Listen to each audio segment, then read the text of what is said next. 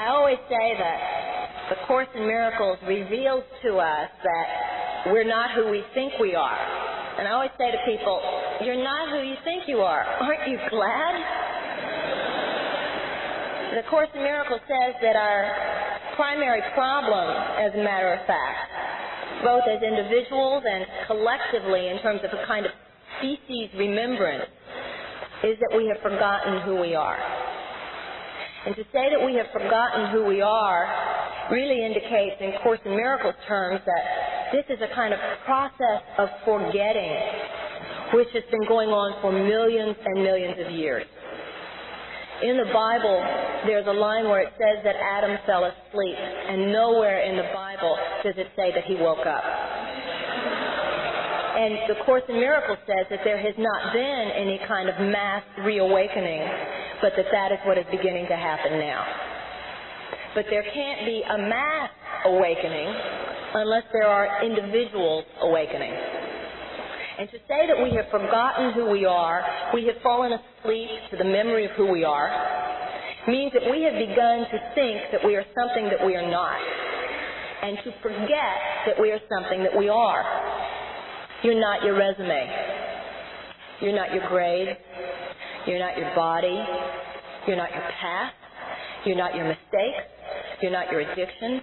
You're not your limitations. You're not your weaknesses. You're not your parents.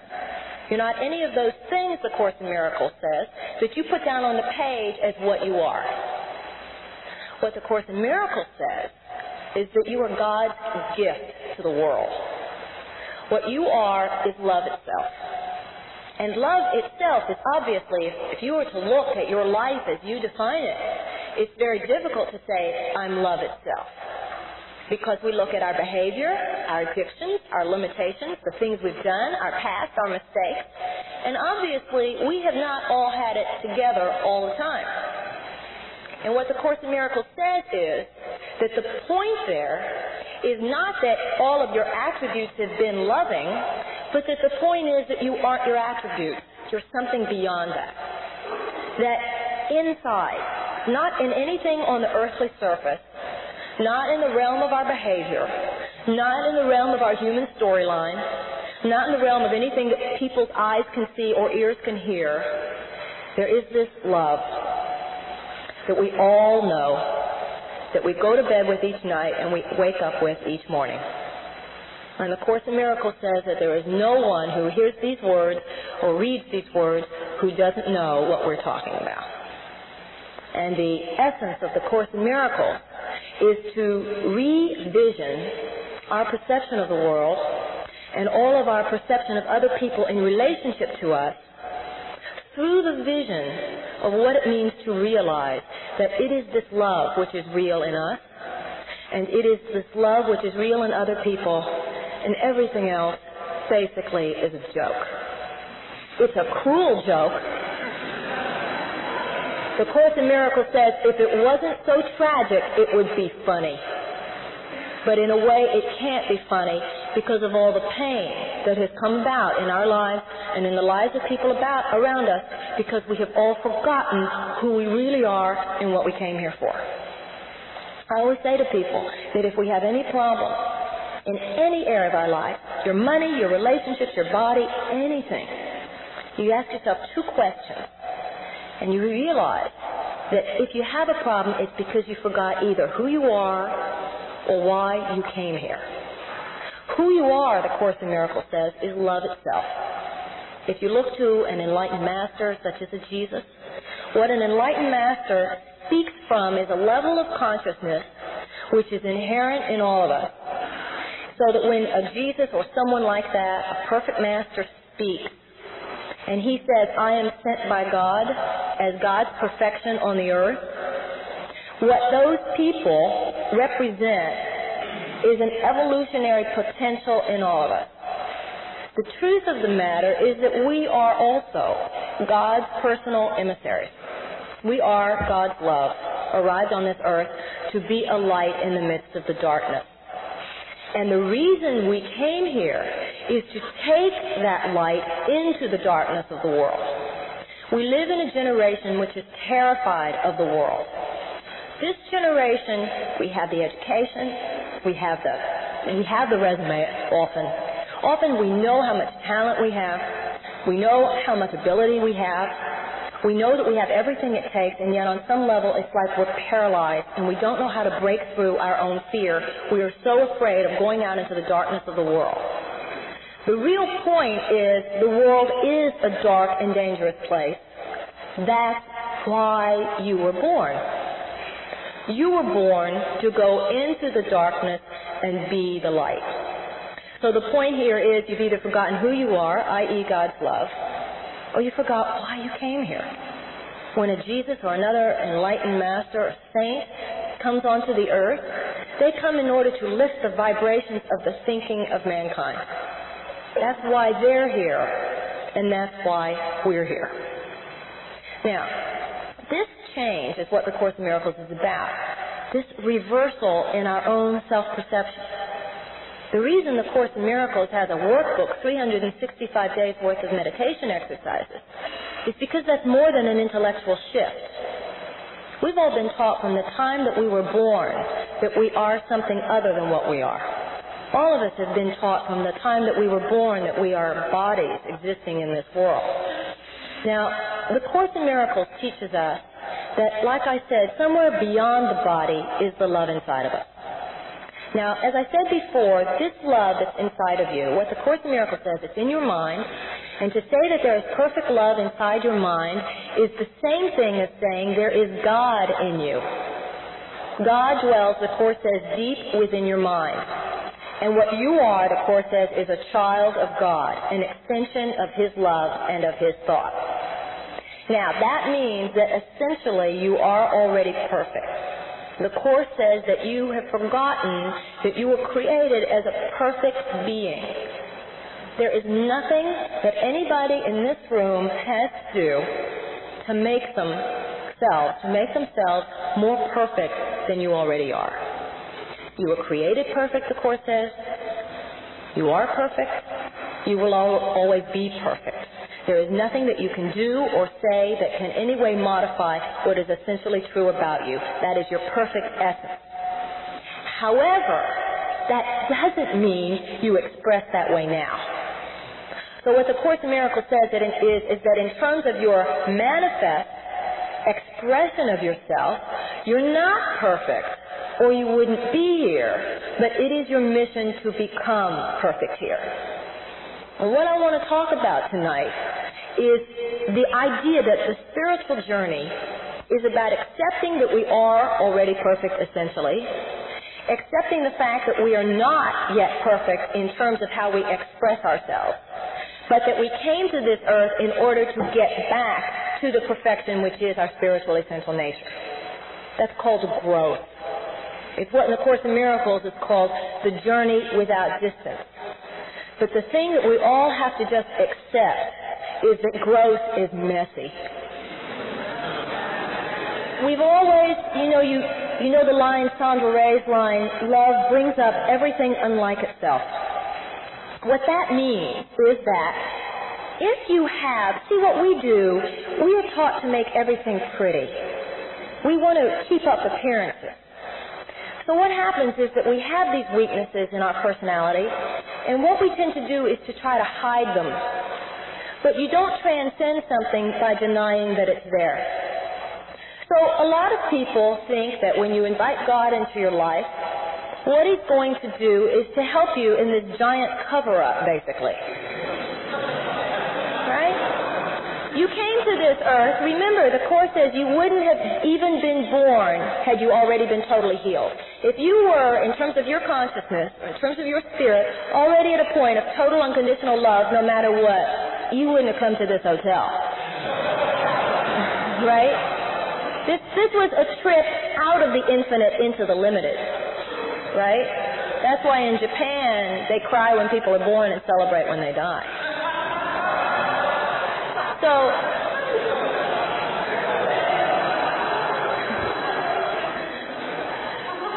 in the Course in Miracles worldview, that is sane perception. So the idea here is that you accept that the only reason you're here is to be healed. That's all that's going on. But for us, you're not healed by taking all those unhealed parts and pretending they don't exist or sweeping them under the rug. The reason love brings up everything unlike itself is like Jesus in the Bible talking about how he comes with a sword. The idea, and this is what is actually the real meaning of the last judgment. See, the last judgment, a lot of people think the last judgment is that you're going to stand before God and he's going to tell you his opinion of you someday. Which on a certain level is true. You will stand before God, he will give you his opinion, and I assure you he will say that you look marvelous. So that concept is not really a problem. Except the Course in Miracles says that what the last judgment really refers to actually is not a process undertaken by God, but a process undertaken by us. Also something that happens over millions of years.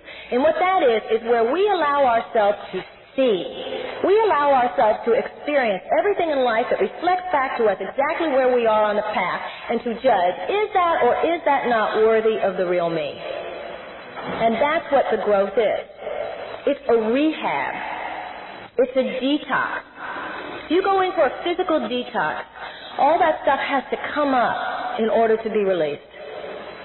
And what emotional rehab is that every area where you aren't aligned. See, sometimes, let's say you have in you the capacity to feel very abandoned because Daddy abandoned you. I'm sure maybe a few people can relate in the audience. So you have this idea that if you invite God into your life, that no one will ever abandon you again. I have bad news.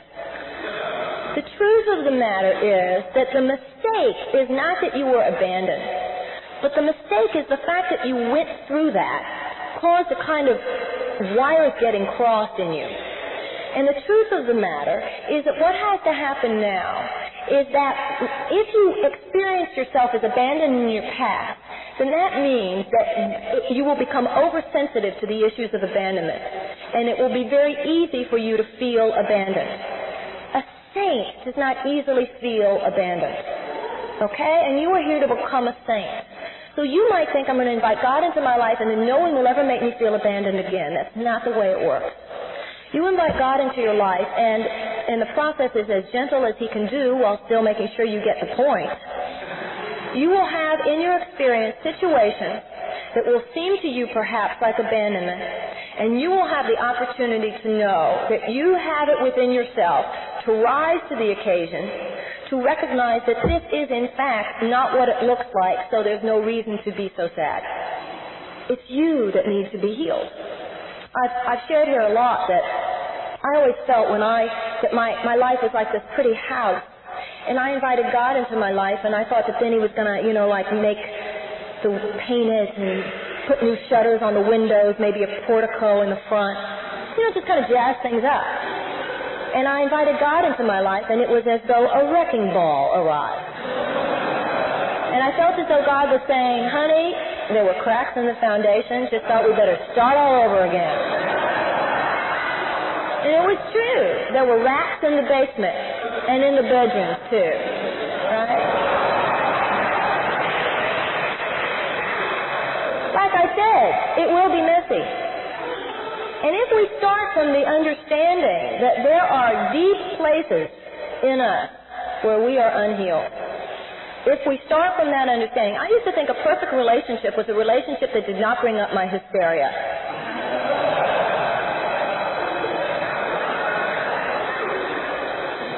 Not in God's eyes. Often I would have relationships and I would think, this is terrible, God, you sent the wrong person. And I felt like God was up there going, no, this is very good. Because if I can be made hysterical, then just avoiding situations that can make me hysterical is not really the healing at all, is it? The real healing is if situations come into my life that make me hysterical and I can have an opportunity to recognize this is it. This is the wall right here. Break through it now. If you don't break through it now, you're going to have to break through it later. There's something to this. If you can hurt this much, if you can get this crazy, then you've got these wires crossed, and this is the time to call on God. Now, the interesting thing about this is what enables us to forgive ourselves. Because, see, the problem is that the reason we have such difficulty letting that in, the reason we have such difficulty allowing situations in our lives that bring up the worst in us is because if you're in a situation that brings up the worst in you, then you think, oh God, I'm horrible. When the truth of the matter is if you're in situations that bring up your craziness, you're being healed. That's the only reason you came here. You didn't come here to avoid that stuff. Now, when you can recognize that that's all that's going on here, then that, to me anyway, has been a real key to accessing my own ability not to be so judgmental of other people. Because if I'm only here to go through this stuff in order to be released from it, then it only makes sense that other people are on the earth doing the same thing. So that when other people hurt me, let's say, it's like I've had experiences in my life with relationships where I felt as though I was saying to God, God, you must have sent me the wrong person. This is a total jerk. And I felt like God was saying, yeah, he has some off behavior. That's why I sent him to you, but a lot of good you're doing. Because all you're doing is judging it, aligning in the idea that this is real and this is who that person is. And that's not how a person becomes healed. The Course in Miracles says that the temple of the Holy Spirit, the agent of healing, is relationships. But relationships, when used by God, are not relationships in which everybody pretends not to have weaknesses. Relationships, when used by God, it's like when you give your life to God, I always say, if you give your life to the Holy Spirit, the first thing he says is, thank you, and the second thing he says is, hold on. I have more news. If you give a relationship to God, first thing he says is, thank you. The next thing he says is, hold on. I've been in relationships that just blew apart, and it's like I said, God, I never should have given that to God. I can't tell you how many times I've given a relationship to God and the next day the guy left or the guy met somebody else because I asked that God's will be done instead of my own. Or that we gave a relationship to God and all of a sudden their craziness came up and my craziness came up. That doesn't mean life isn't working. That means life is working. And if that's really all we're here for, we talk about this all the time. All of the craziness outside is a reflection of the craziness inside. An angry generation is not going to bring forth peace in the world, and we are an angry generation. You have to date us a couple of weeks before that's real clear. But we are pissed. We're a little crazy. So in order for us to be healed in terms of how to be a responsible generation, a generation that can take responsibility for getting rid of the hatred in the Middle East, getting rid of the hatred in Central America, getting rid of the hatred on our own streets, getting rid of the hatred and the self-destruction that cause people to become addicts or alcoholics, to get rid of the self-hatred, to get rid of the hatred of each other, we can only be instruments of what we found in ourselves. You can't give anything that you don't have. In a way, you see a lot of people, power itself is kind of neutral. It's not kind of neutral, it is neutral. And I know, and I've experienced this in my own life, and I've seen people in whom this was obviously true. What happens is it's like the universe is sending all this power down, because that's what we are. We are meant to be these cosmic channels. Not channels for other entities 35,000 years old necessarily. There is no Lemurian who has been through what I have been through. Right? There's no Atlantean who has seen what somebody born in the 40s or the 50s or the 60s on this earth and lived in this culture, particularly a town like New York City. Atlanteans don't know anything compared to what we have seen, right?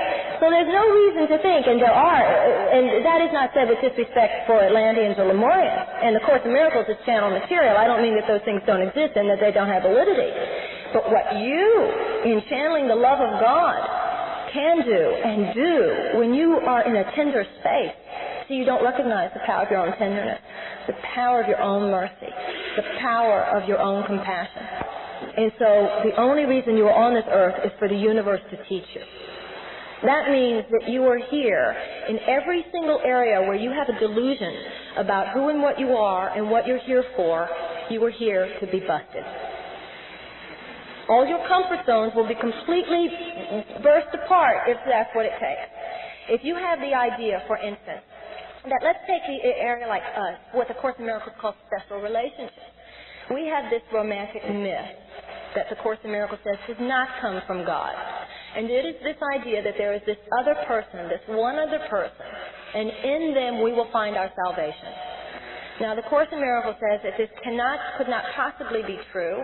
The reason it can't possibly be true is because it's not the way that God loves. Only natural thinking brings forth love. Only natural thinking brings forth truth. Truth works. The Course in Miracles is not about good and bad, but it is about true and false. There are certain ways that the universe operates, right? It's sort of like if there is a God, your opinion is irrelevant. You know what I'm saying? If there is one, whether or not he gets your vote isn't going to stop anything. You know what I'm saying?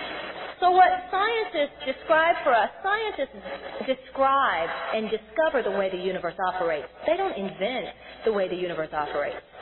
And what real spirituality is a discovery of how the mind operates. And that's the whole point of the idea that there shall be a time when science and religion meet. So in spiritual philosophy, when they say you just happen to be the power of the universe, it's not said in a tone in the Course in Miracles like somebody's trying to persuade you. The tone is more like, just thought you might like to know. You just happen to be the power of the universe. You just happen to be here to save the world. But when we talk about saving the world, remember, we don't save the world by hitting somebody over the head with our way of looking at things. We save the world by understanding the world is all in our heads anyway. And as that we in our own minds become healed of our own misperceptions, the world is healed. So let's say you have this idea that there is this one other person that's going to save you, what the Course in Miracles calls the special relationship. And so what you do is try to make a little box where you and this other person can live happily ever after. And you don't really have to worry about anybody else. It's just going to be the two of you. That's delusional, and it will never work. And that's the whole meaning in the Bible, that a branch, a branch simply will not bear fruit if it is not based on the love of God. So it might seem to you that the problem was that person met somebody else. No, the problem was not that person met somebody else. The problem was that you thought they shouldn't. Right? The problem is that you saw love about, we're not talking sex here, we're talking love. So the problem was that you had an idea of exclusivity rather than inclusiveness. Okay? So what the Course in Miracles says is that we might just start from a different premise, and accept that everything that comes into our life is a learning experience. One of the lessons in the Course in Miracles is all things are lessons God would have me learn.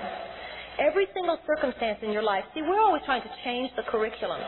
The Course in Miracles says, let's get this straight. You're not the teacher in your life. You're the student. Okay? We always try to think ourselves into something better. And as they say in Alcoholics Anonymous, your best thinking got you here. You're the problem. So if you're the problem, on a certain level, you're the problem and you are the answer. But on another level, your limited mind is the problem. It's true, your higher mind is the answer, but your limited mind is not the answer. So the idea in the Course in Miracles is that there is within you what the Course in Miracles calls the Holy Spirit. And the recognition here is that everything that we've been taught by the world, the Course in Miracles says, you're afraid to do this course because you fear that if you did this course, you would be forced to recognize that everything you've ever been taught was untrue. That's right. And that's what the Course in Miracles says. You have been taught from the time that you were born such upside-down perception. You have been taught that life was about everything other than unconditional love. And there's no way, to say I believe in unconditional love, it's not like a Hallmark card. It's not about just being metaphysically impressive at cocktail parties. Oh yes, I think love is really the answer that's going to save the world. It takes work. Who are we kidding? And as I said, it is messy. People, I go all over this country and some people say to me, when you're really angry at somebody, when you've really been hurt by somebody, how do you forgive them? I'm honest. I say, it's a bitch. It is hard. It is not easy. And the Course in Miracles says, don't kid yourself. Well, it doesn't use the word don't kid yourself, but it makes it very clear. It says there is no way to get out of the darkness of the worldview of this world without a guide. And the Course in Miracles does not claim to be the only guide. It claims to be a guide. But it is a disciplined spiritual practice. Much just like if you go to the gym and to do the exercises that are going to rework your body. In the Course in Miracles, this is a process in which your mind is reworked. It's called a mind training. To get to the point where you have a completely different perception of everything that happens to you. And to know that when we walk into it, it is a radical surrender. It is a radical devotion. It is a radical going into any situation in life. And the prayers that we're taught in the Course are things like, I don't know what anything means, including this. And I will not use my past to guide me now. I have been taught perceptions of myself and perceptions of my brother that all they do is get me confused. And the Course in Miracles says your whole life changes when you get to the point where you are willing to consider on some level that there might be another way. That there just might be a force of love in this universe that could run things better. And when you realize that there is a force in the universe, it's like I said, it's not a matter of your opinion. Simply a matter, there's this force that makes embryos turn into babies. There's this force that makes seeds turn into flowers. There's this force that makes planets revolve around the sun. And you can let that force run your life, or you can do it yourself. That's your choice. And most of us say, oh, well, I think I'll do it myself, thank you. And one day I was trying to make a souffle, and I just couldn't do it. Then I thought to myself, you can't even make a souffle, and yet you try to run your own life. And my life has many more dimensions and aspects to it than making a souffle does. And yet, it is such a radical humbling. You know, in the Course in Miracles, he says, my way is not difficult, it's just that it's apt to be perceived as personally insulting. There's just something about accepting help that's tough for us. It's not really tough to accept help once you realize how much you need it. It's like when I first did the Course in Miracles, I'm Jewish, I first saw the Course in Miracles, and I saw that Christian language, and I said, no, not for me, and I'm Jewish, and all this stuff, you know. A year later, I hurt so bad, I didn't care what the words were, I didn't care what the concepts, anything that might help, right? And you know what? The truth of the matter is that it's called being on your knees, right? It's that entry point. It's what Marilyn Ferguson in that book, The Aquarian Conspiracy, calls the entry point. The point at for whatever reason you're willing to say, I can't do it by myself. And when you realize that you cannot do it by yourself, that's when you begin to realize that you aren't yourself as you defined yourself. And everything begins again. I know in my own life it was when I was in major pain and major crisis, tremendous, that I felt it was as though at that point God said, can we start? Because until then, I would listen sometimes, but not all the time. I believed in love, but I also believed in all these illusions about what the world was about. And I was going after relationships according to my needs as I defined them, and I'm not saying I never do that now, but there's a big gap between the way it is now and the way it used to be, right? Going after relationships the way I defined them, what I thought a career was, why I had a career.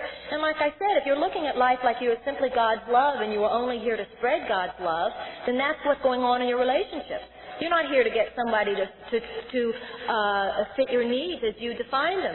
You are here to accept this is the curriculum that God has given me. I'm only here to give love and to receive love. How to do it, I don't have a clue. But I'm willing to allow God to show me. And same with your career, what the Course in Miracles calls your ministry. I'm not here just to make money. I'm not here to get famous. I'm not here to be on the front of a magazine. You say, wait a minute, I'm here simply because I want to serve God.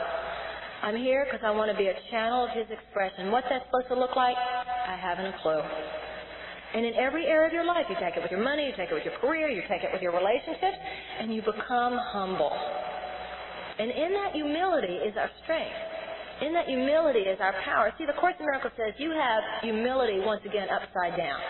Really, what it is to be humble is to say, I happen to be the power of the universe.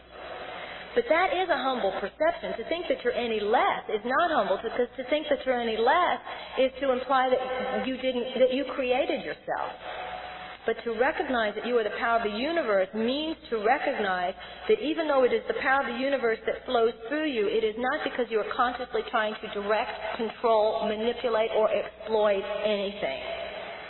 You are simply asking that God's will be done. You take seriously your mission on this earth.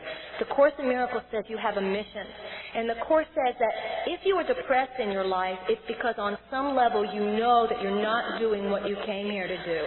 I always say to people, if you have a nagging suspicion, how many people in this room have just had a nagging suspicion that you're not doing what you came here to do? You're right. That nagging suspicion is telling you something. You came for a great and glorious purpose. When Jesus or any enlightened master or in the prophets, when they say, I am here to be a light unto the world, he's talking about you too.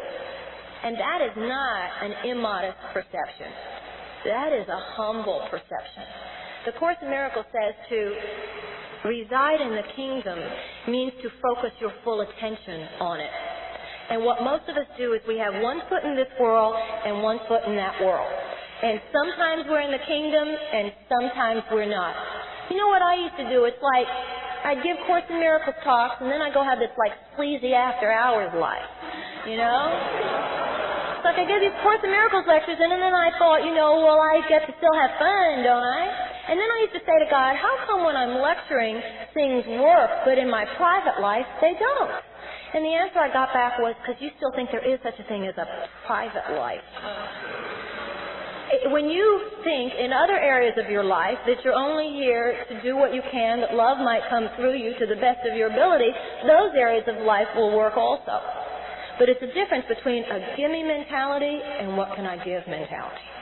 This generation is into gimme. This generation, we have been taught that we can go out and grab and get what we want.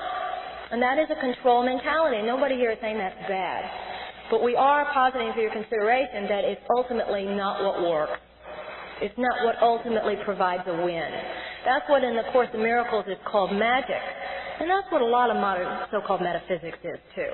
Universal principle, I want this, and this. Right? The miraculous is where you say, universal principle, how can I serve? Universal principle, how can I help? And you don't claim to know what it's supposed to look like. That's very difficult. It's very difficult for us to get to the point where we go into any situation without a sense of what we want the outcome to be. The Course in Miracles says it's very important to have a goal in a situation. But for us, a goal is the goal of inner peace. Otherwise, let's say you go into an audition for a job, an interview for a job, and you have the idea that your goal is that you get the job. Well, the problem with that is that if you don't get the job, you're going to feel horrible. You've set yourself up for disappointment. But if your goal is peace, then the Course in Miracles says it's just like in your physical eyes, you have rods and cones, and the eye is always censoring out things because there's no way that your brain could take in. You're really registering very specifically every single visual stimulus in a situation. Well, it's the same with your mind. You can't notice everything. You simply can't. So what happens is that you are in control of what you notice. And if you say at the beginning of a situation, my goal is inner peace, then the Course in Miracles says everything that would contribute to your feeling peaceful is what you'll notice. And everything that would contribute to you feeling otherwise is what you wouldn't notice. So what that means is if you go into the interview and your goal is inner peace, then if you get the job, you'll feel great. But if you don't get the job, your mind will automatically, like a computer, come up with the kinds of thoughts that tell you things like, well, I'm so good. Obviously, this wasn't the perfect one for me, but there'll be another one next that's better for me. And the difference between how you perceive what just happened and you're not getting that job is what's going to determine your emotions. So when the Course in Miracles says, allow God to come into your life, it's saying allow God to guide your perception. And that's what we're doing here.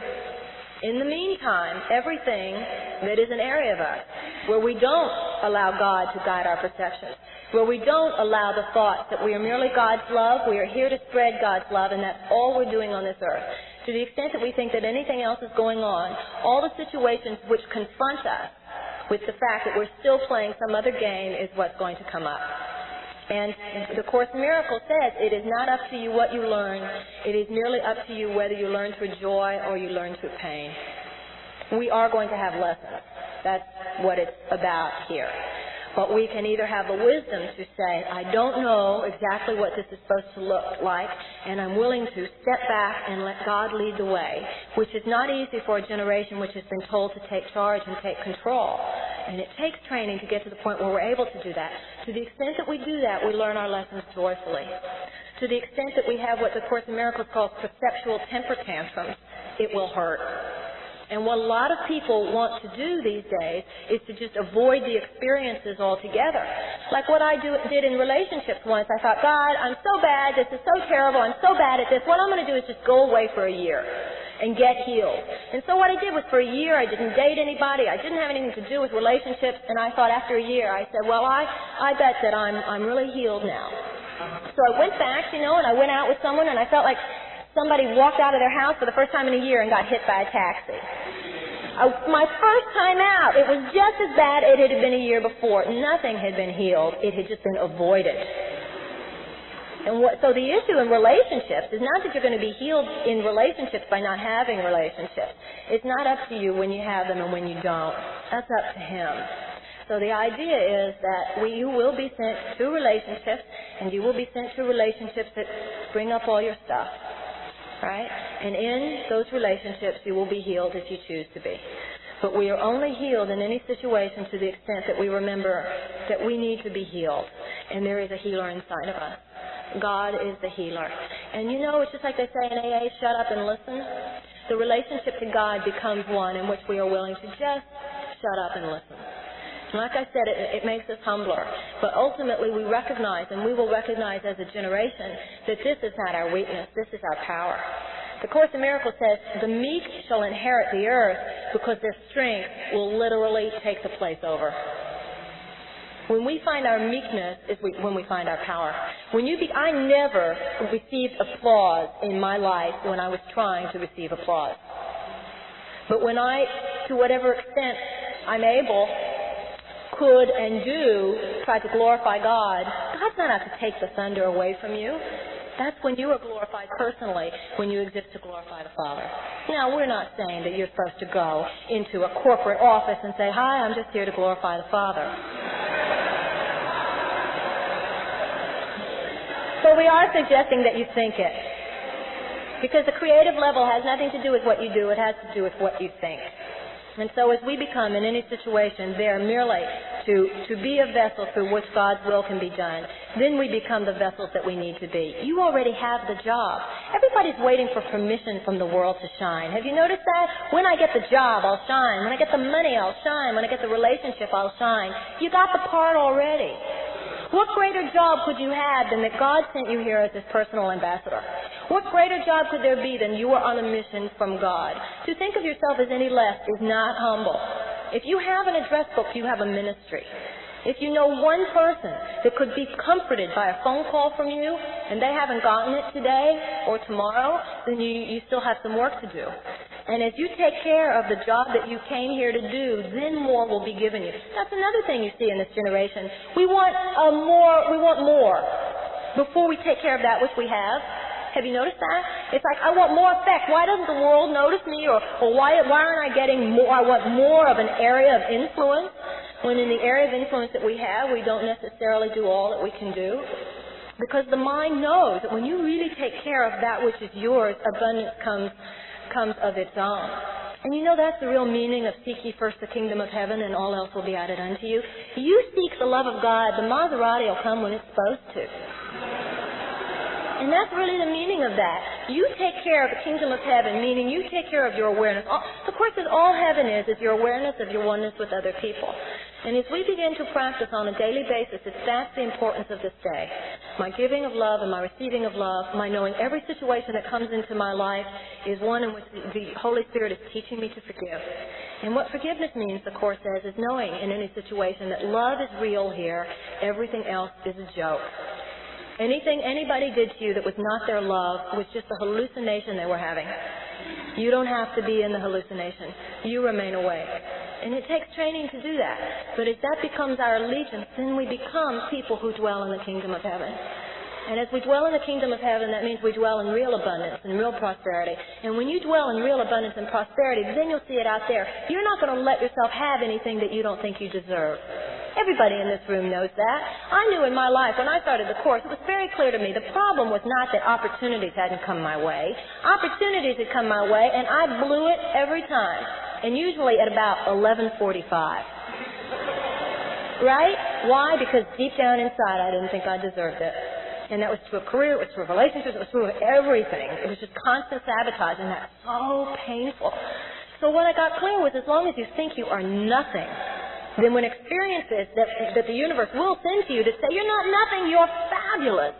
If you don't think you're fabulous, and then that will be like something coming into the body of your experience that's foreign to your system. When something comes into your body that's foreign to your system, your body spits it out. And if your self-perception is that you're nothing, then when glorious things come into your life and that doesn't fit your own self-perception, then you're going to find a way to spit it out. And that's why the Course says that your problem is that you forgot who you are.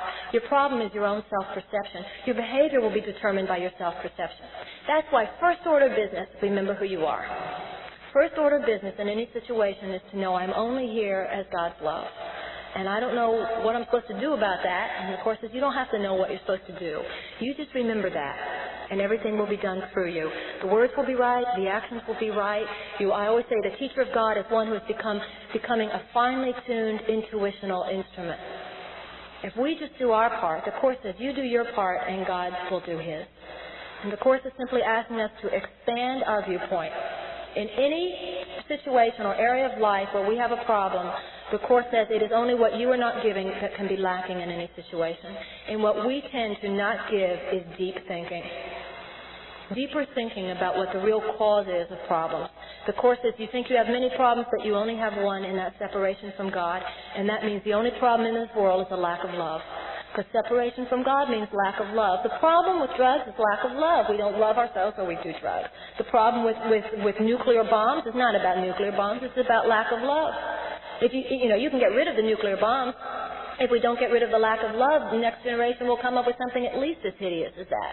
The problem with war is lack of love. The problem with the economy is lack of love too, because the problem with the economy is a lack of basic integrity, and that's because people aren't performing business out of a sense of what's right, but rather out of a sense of what I can get. So until we return to our righteousness, until we return to a sense that we are here to do things because they're the right thing to do, then the world will remain in total conflict outside. And what we're talking about here is the fact that the conflicts outside are not the problem. The conflicts outside are a symptom of the problem. The problem is that we don't love each other. And there's no way to love other people until we can give them a break. And the only way you can really give people a break is when you have found a charity inside your heart to give yourself a break. And you learn to give yourself a break when you realize that you are on the way to becoming perfectly loving. And you just got to go through some things to get there. Thank you.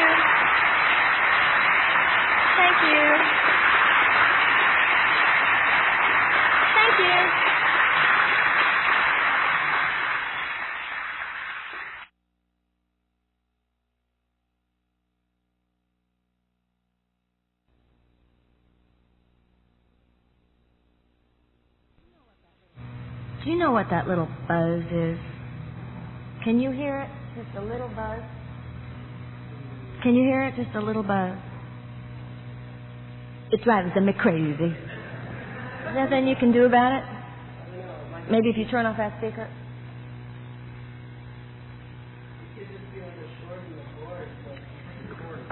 Oh, I'd really appreciate it. We got to work on this. I'm really sorry. I get real crazy. I'll tell you a joke in the meantime.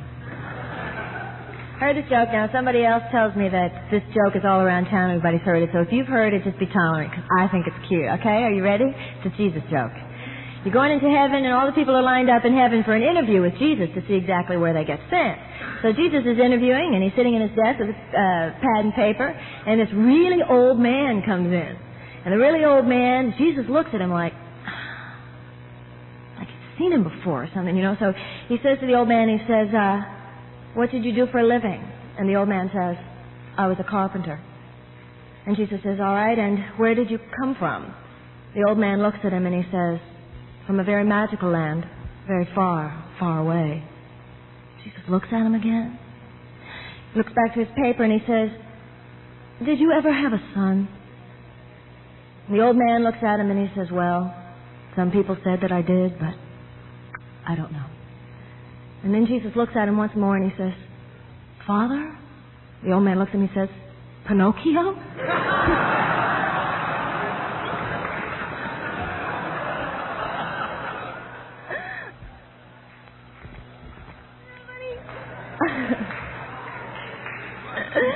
You've told me that.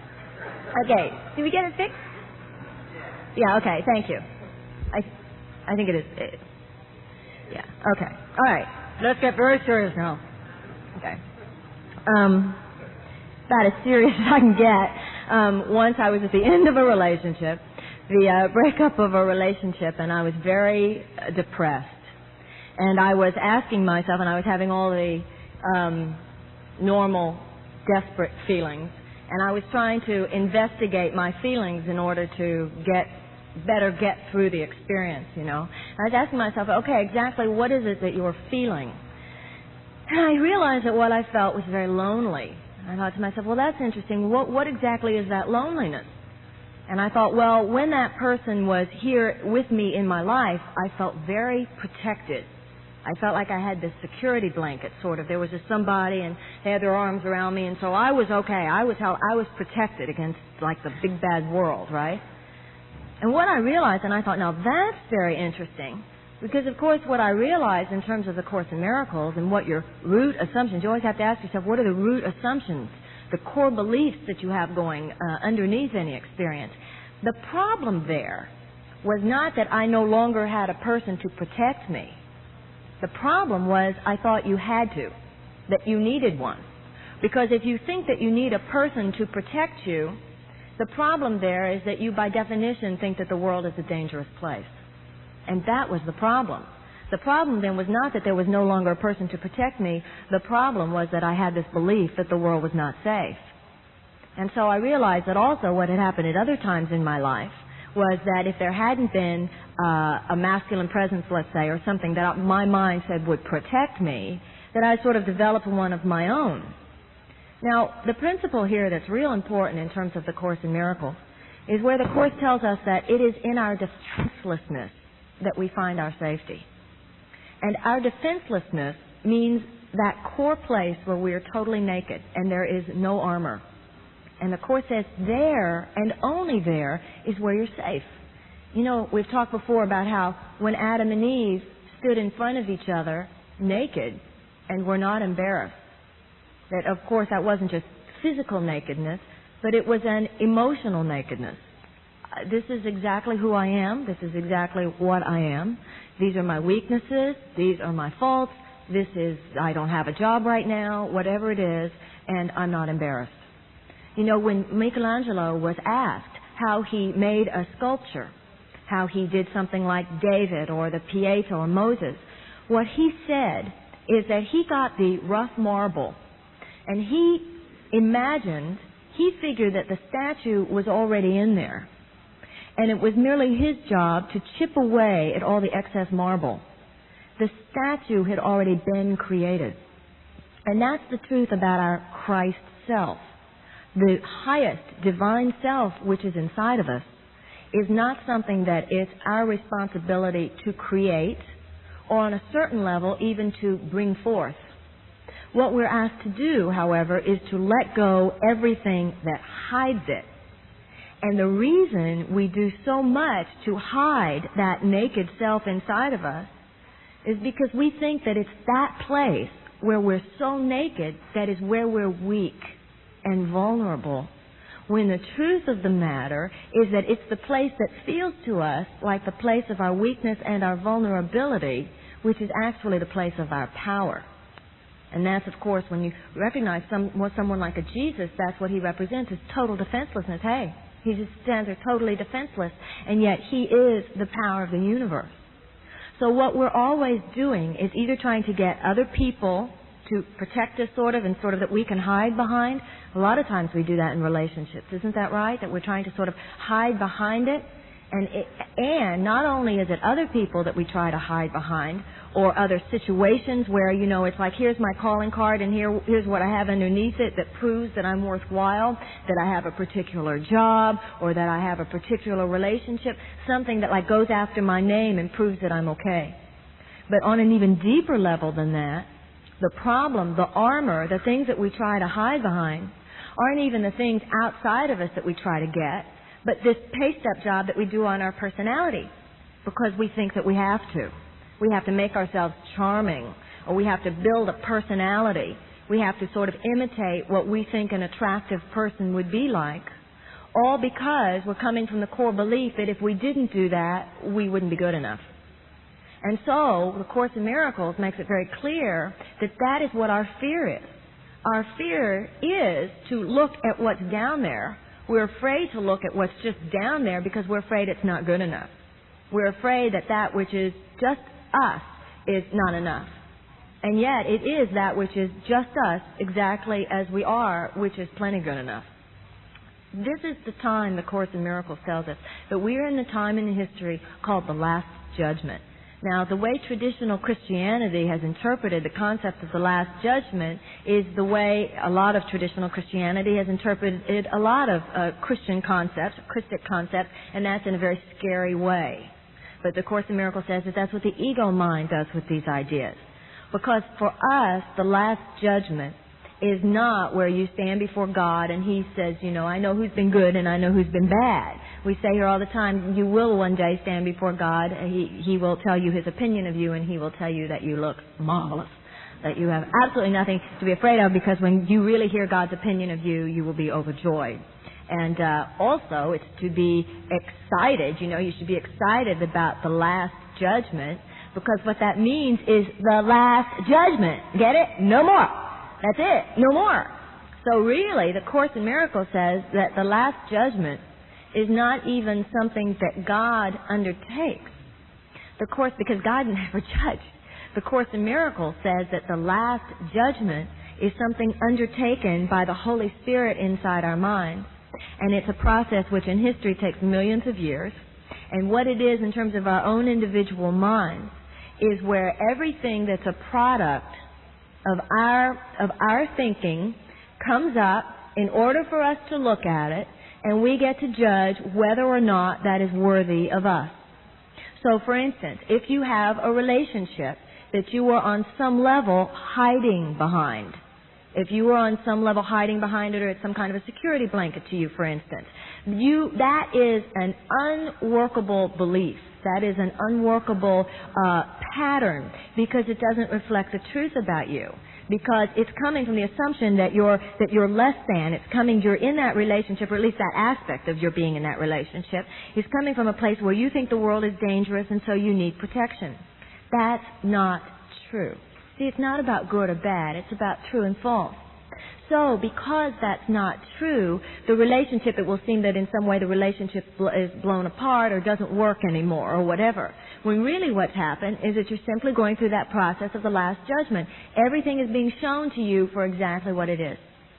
And it's the same in your personality. If you're real arrogant or whatever games it is that you play, the universe is simply out to show you to yourself. And that's why sometimes, you know, the Course in Miracles says, sometimes it will seem to you that when you invite God into your life, everything's falling apart. The truth of the matter is, the Course says it was never nearly as together as you thought it was. You know, I mean, Elmer's glue we're talking about here. But you were so anesthetized to your own experience you didn't know it. That's basically the way it's presented in the Course. When you invite God into your life, it's a sort of courage that you've taken on, whether consciously or not, to see things exactly as they are.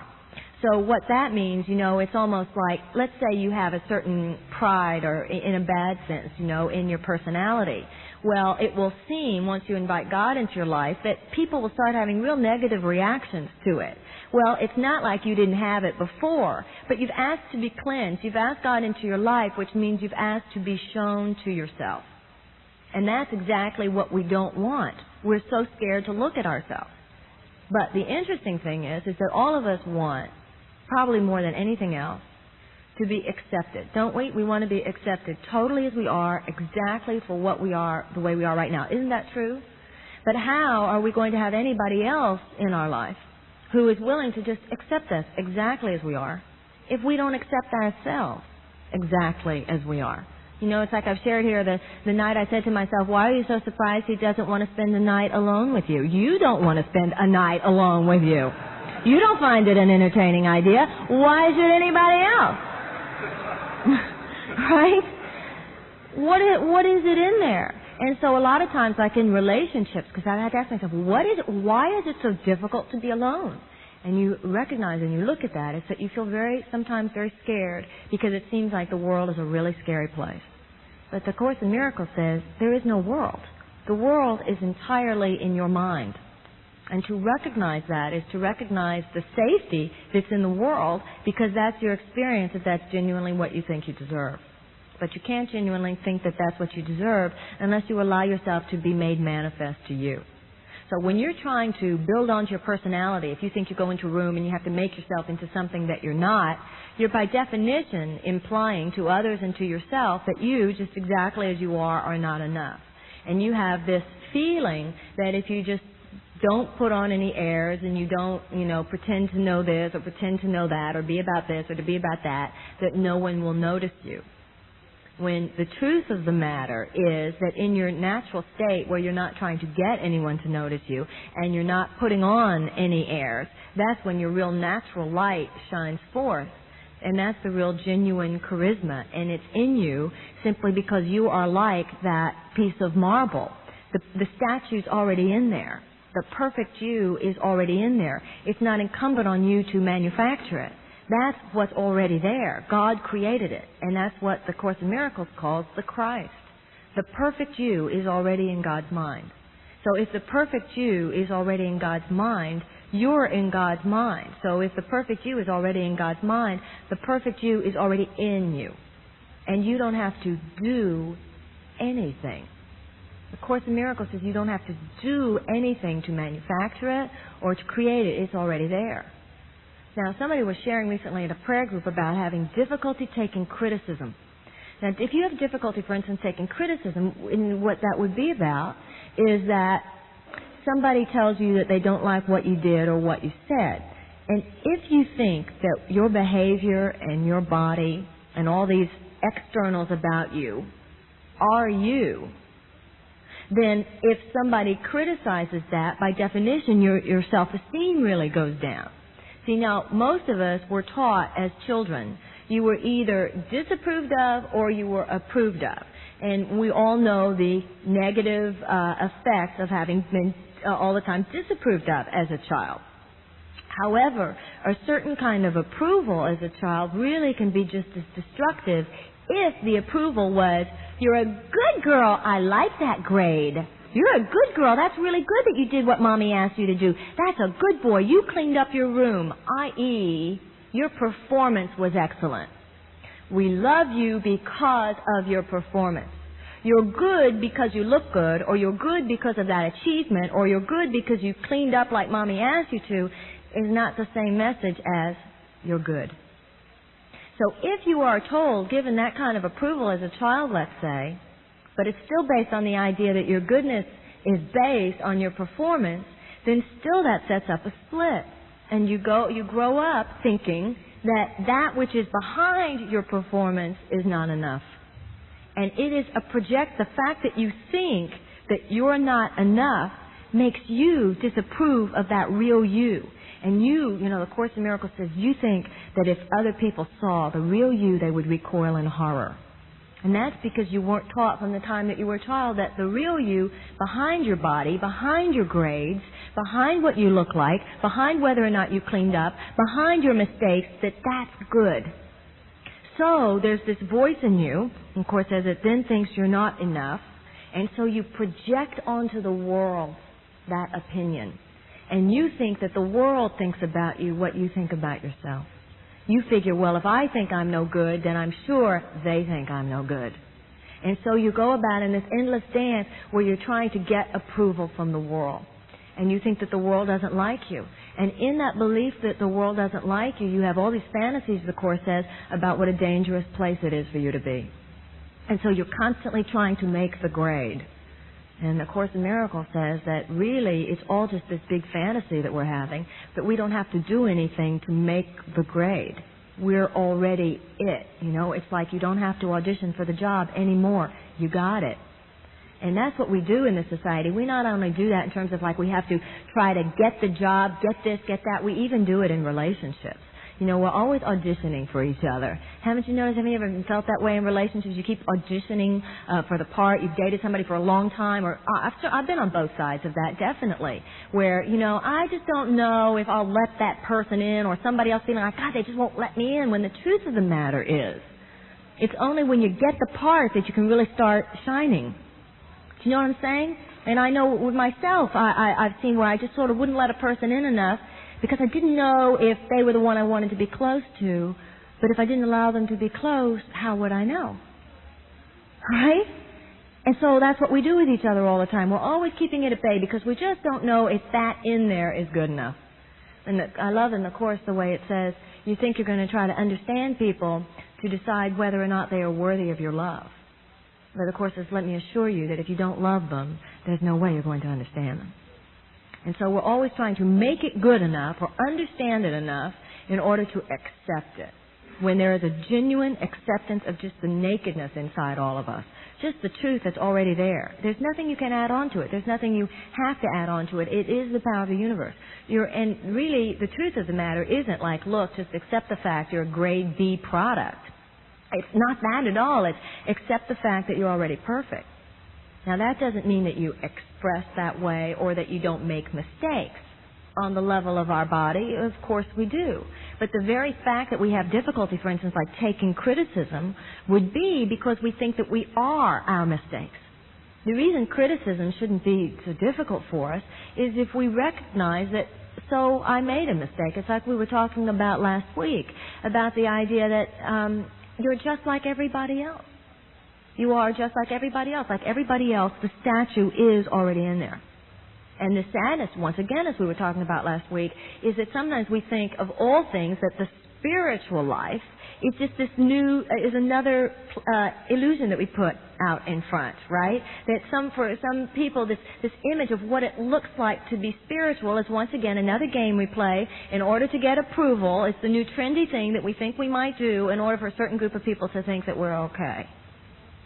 When really, nothing could be less spiritual.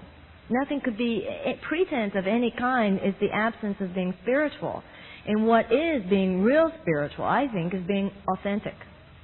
And that's certainly what the Course is after. The Course is not after any particular accoutrements or certain outside characteristics that would speak of a spiritual person. A spiritual person, in our sense, since spirit is of the mind, is that in any given moment we use our mind a certain way. And that would mean, by definition, not armoring. And any definition of ourselves, even spiritual, is a kind of armor. So the Course in Miracles says that the problem that we have in our lives is that we're always trying to defend against the dangers out there. The problem is that the Course in Miracles says you create what you defend against. You create the very thing that you defend against. Look at on a real simple level, like a teenager goes into a party and feels real shy. I remember I used to go into parties and I felt so afraid, and I was so afraid people wouldn't like me. So I'd put on airs and act like I knew it all and stuff like that, because it was just out of total fear, right? Well, if you put on airs and act like you know it all and stuff like that, what happens? People don't like you. So you're defending against their disapproval of you, and in defending against their disapproval of you, that's exactly what you create. And the Course in Miracles says even planning for your life, making extravagant plans, not even extravagant plans, but the whole mentality of having to plan out how everything's going to happen in life, is a defense against what would happen if you just let go. Because if you're going to say, okay, I'm going to just exist in this moment, not trying to be anything other than I am, just being naked, just this is it, folks. If you are going to live that way in any given moment, then by definition, the issue of living your life in time would be that also. I'm not going to try to make a lot of things happen. I'm just going to go with it. Now, the Course says that the ego mind tells you that without your planning and everything would just be chaotic. But the Course in Miracles says if you would just let go and let the universe just bring what's yours to you, then everything would just be love. Because the real you that's under there is totally loving. And that's why he says in the Course in Miracles, he says, look, you think that there's such hideousness underneath there. He says, you're going to have to look underneath there to see what's really down there. He says, because you've got to see that there's only light. But the Course says that in order to look down there, first you have to go through that ring of fear, what the Course in Miracles calls the ring of fear, because the ego does not die easily. For instance, like if you're at the end of a relationship, right, and all of a sudden you're living a life where it's just about you. Well, the ego will manufacture all kinds of negative emotions, and you'll feel all this devastation, all this desperation, all this loneliness, because the ego wants a smokescreen. The ego doesn't want you to look at how powerful and safe you are when you're by yourself. And of course, the interesting thing is that once you recognize how powerful and safe you are when you're by yourself, is when then you will attract into relationships much more stable, a much better type of relationship than a relationship that you were in coming from a place where you were hiding behind it and looking to another person for protection because really you thought that you were so weak. And so there are all various areas and different aspects of our lives in which we're thinking that if only we could, and the Course says that there's everything that we do, the clothes we wear, everything that we do, that we have to ask ourselves, what am I doing that from? Am I doing it from my own joy, or am I doing it in some way to make myself okay in the eyes of other people? And by definition, like I said, if we're doing that, then we're not able to appreciate that which we already are. And in the appreciation of that which we already are, then and only then do we find our own natural power. And in finding our own natural power, what we're finding is a world which is beyond this one. Because, that's what the Course in Miracles is about. The Course in Miracles is about, one of the lessons is, beyond this world, there is a world I want. The idea that beyond this world, beyond this human storyline, this human storyline is this veil in front of the face of Christ. In Corinthians, where it says, I used to see us through a glass darkly, and now I see face to face. To see face to face means to see my genuine reality facing your genuine reality, because these bodies that we have are just clothes in front of that. And remember, genuine reality is your mind, and there's no place where your mind stops and mine starts. So the Course says, there's really only one person in this room. Really, there's only one person on this planet, in this universe. That's the real meaning of the concept that there is only one begotten Son. We're all it. And we just appear to be in different bodies. And so what the ego mind is this belief that we're in this body. It's nothing that seems like something. It's this belief that here I am in my body, and this is my little kingdom, and I have to make my kingdom real attractive so you'll love me. And the Course in Miracles says, you're not even that kingdom. You are the love that you already feel. And you don't have to do anything in order to just fall deeply into that place. But to surrender like that, the reason we're so afraid to surrender is because we feel like if we do, we'll die. But that's because on a certain level we will. The ego does. And yet really that's the high we're all looking for. I say that about physical death. It's like whenever we get diagnosed with a physical illness or physical illness is in our midst or something, we all say, oh, no, I don't want to die. When really we've all been trying to escape this plane for a long time. With drugs, alcohol, sex, and then all of a sudden it looks like we might be liberated. Oh, no, I really like it here. When really, if we're honest with ourselves, we don't always like it here. And we have a very valid excuse. It's a harsh place. This place, the Course says, is not your home. If you feel like you're an alien here, it's because you are. And yet that other world, that other kingdom, as Jesus said in the Bible, is within you. It's in our mind. It's not something to escape out there. It's something to fall into in here. And yet you can't fall into it by trying to build yourself up. You just fall into it by stripping away everything that you've been trying to use in order to build yourself up. And whoever doesn't notice you then doesn't have the eyes to see. I mean, Jesus wasn't noticed by everybody, wasn't reacted to positively by everybody. If you look at any of the saints, if you do adhere at all to the idea that there have been masters on this earth, whether it's Jesus or any of the Eastern or any of the religious traditions, everybody has their saints and their enlightened beings. And I've never read of any enlightened being, a story of any enlightened being or master who was recognized as such by everyone. I love that line. Remember that book that came out several years ago, Zen and the Art of Motorcycle Maintenance? And they had that comment about that guy where they said in the East he was considered an enlightened master. In Milwaukee they wanted to know why he didn't have a job. Right? Just different ways that he was looked at. And so by definition that means not caring what other people think. And that's very scary for this generation. I mean, that's such an affront to this generation because we have really, we take the tapes of our parents and we run with them. That's what Freud defined as the superego. You hear these voices when you're a child, and then when your parents aren't even saying those things anymore, you take it and run. That's why I say to people, it's like your parents gave you this negative stuff about yourself. Well, most people that I hear talk, they go on and on about how my parents said these mean things to themselves, but what your parents said to you usually is nothing in meanness compared to the way you talk to yourself. I mean, your mother might have been mean to you, but you are vicious to you. Right? That's usually what happens, is that you're even more. So if your parents told you got to do this to succeed, you got to do that to succeed, the problem in trying, sometimes we tend to rebel against their values, when the truth of the matter is that the reason we're trying so hard to rebel against their values is because we believe them. That I know that used to definitely be what my situation was with my parents, and why I was rebelling so much was really I wanted their approval so desperately because I had taken those values they'd given me and actually just built them even more. And so it's got to be a complete lack, doesn't it, of just trying to get anybody's approval, because that all of that stuff is what is called idolatry.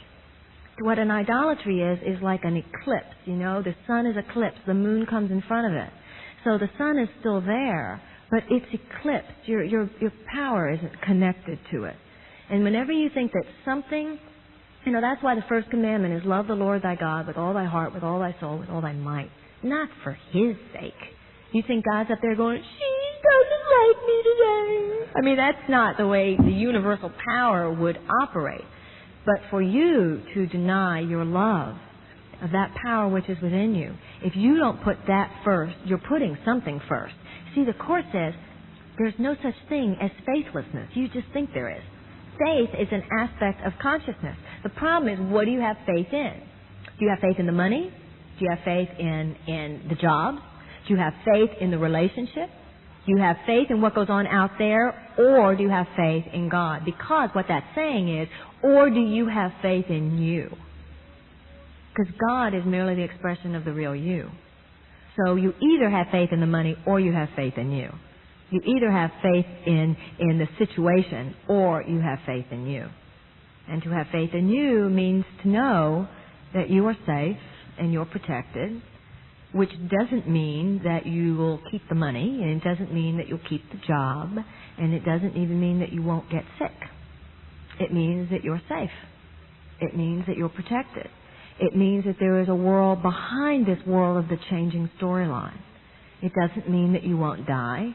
It means that life itself is lived, real life, on a level which is beyond the coming into and going out of bodies. So eternal life, what eternity is the present.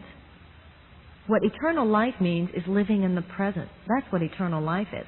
And in the Bible, when it says time shall be no more, what it means is that people will live without neurosing about the past or neurosing about the future.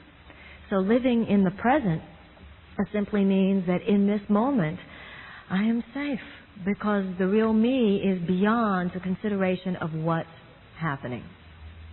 But you have to be willing to not care. And to be willing to not care makes you feel that in this world you will really be shoved aside. And the truth of the matter is, I love the line, one of my favorite lines in the Course in Miracles is where it says, the meek shall inherit the earth because their strength will literally take the place over. See, I remember thinking that I sort of had this image of what I thought an adult woman was like.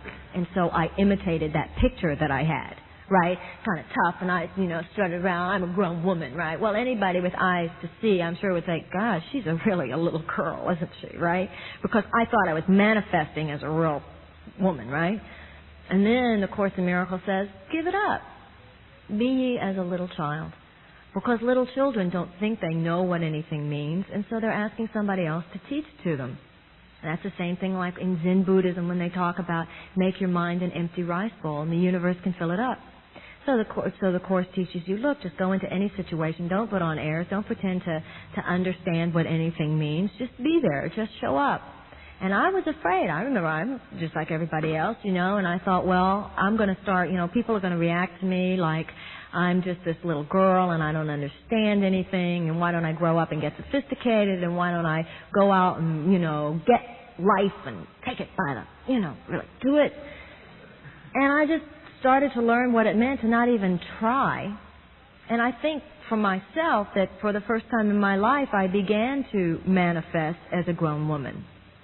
The world didn't, at least my experience of it was not that was when other people started looking at me and saying, oh, she's such a little girl, but that other people started looking at me and, if they thought about it at all, thinking she's a grown woman.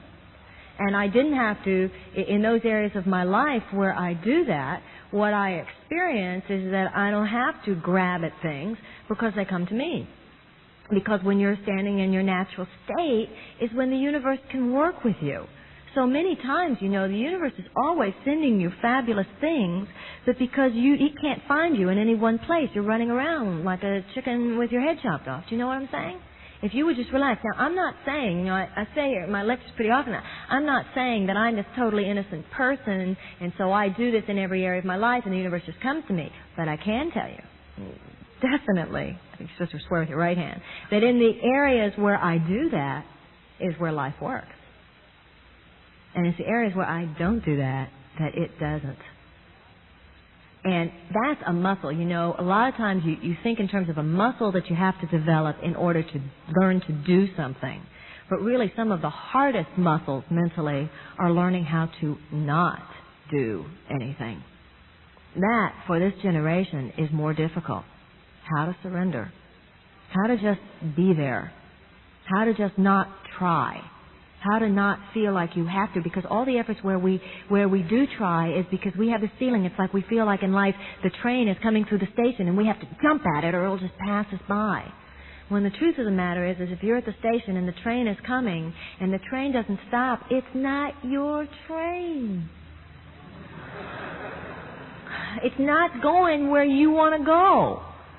And the truth of the matter is, let it go, because the train that's coming to get you is on the way and it's being held up because you're stopping all these trains that aren't even your trains. Right? But it's very difficult for this generation that's been taught, And not only that, you don't have to dress up a certain way or anything like that in order to get the attention of the conductor, because the train is for you. It's like a magnet. It's going right to you. It's the way the universe is set up. And in a magnet, like all the iron shavings, just find their perfect pattern. And when you are standing in your total natural state, the iron shavings are coming in the perfect pattern for you. But it can't be, I remember with dating years ago, I got that what I'd done was I used to think, well, I'm going to, because, it's just like you figure out what like I said, like what a grown woman was like, so I'd try to be one. This was not like so overt, but it was like what was really going on, right? So I did the same thing with men. What do they want, right? So I would try to be what they wanted, and around 4 or 5 dates later, they'd see the real me.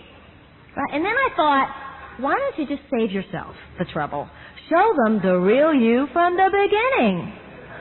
Because if they're going to see the real you, and then that's not what they want, and they're going to reject you, why don't you just show them the real you and not go through that experience? Right? It was just one more area where I thought I had to make up what I was supposed to be in life. When really, it's very liberating in life to really get, you're not everybody's type. You're not for everybody. Your talent's not for everybody. Your ability's not for everybody. Your looks aren't for everybody. Your style's not for everybody. But you know who you're perfect for? The people you're meant for. That's what you're perfect for. That's why, to tell you the truth, that's part of the vibe of not doing a lot of advertising for Course in Miracles and stuff. Why don't you just let the people come who just naturally resonate with it? Because who wants a lot of people in the audience who aren't going to like it once they get here? Who needs it? Right? When really, if you're just going to let the universe bring to you what's your own, and yet you and your own, when you're just who you are, it's true, you're not attractive to everybody, but you're attractive to somebody. You can't not be. There's no flower in the garden that's not beautiful. And not every flower in the garden is one of the real major dramatic types, but there's no flower in the garden that's not beautiful. And that's what has got to be our understanding. Our understanding that that's already coded into our reality to become the perfect being. A tulip doesn't have to decide to become a tulip. And a pansy doesn't have to decide to become a pansy. It's just something we allow to happen. And when we allow our personality, our genuine personality, when you stop trying to make a paste-up personality, I remember finding in my own life, I was very surprised by my personality. Really, I turned out to be silly in areas where I thought I was serious, and serious in areas where I thought I was silly. I had no idea. And you really don't know anything about yourself until you get to know yourself. But other people can only get to know you by just witnessing, not judging, but just being there and accepting you. And you can only get to know yourself through the same process. You can only get to know yourself by just witnessing and being there and accepting yourself exactly as you are. And as you do that, you surrender into yourself. And as you begin to surrender into yourself, that's really a great love affair. And when you begin to surrender into yourself, just drop into yourself, relax into yourself, it's only then that you can begin to love yourself. And when you begin to love yourself, then you will begin to realize there's no reason for other people not to love you. And then you will begin to recognize that the world is a safe place. And once you recognize that you're wonderful and the world is a safe place, you're home. Thank you very much. Amen. Thank you. Thank you. Thank you.